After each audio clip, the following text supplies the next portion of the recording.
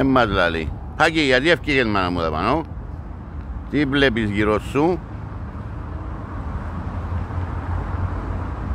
Είναι απίθανο ρε παιδιά ο Πάκης. Είναι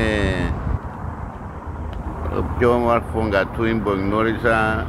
Κοιτάξτε τον, καμαρώστε τον, είναι ένα λεβεντούιν. Εν παίζεται με τίποτε.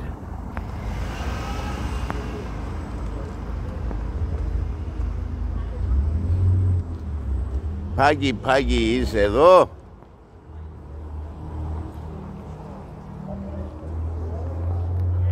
Ούτε συγκινείται.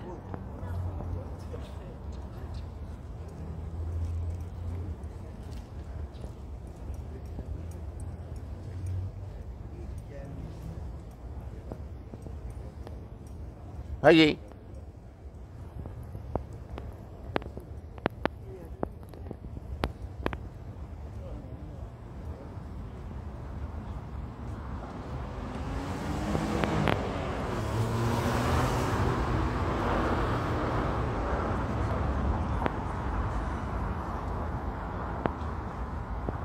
Κάτι εντόπισε τώρα εν τω μεταξύ. Δεν που είδες ρε.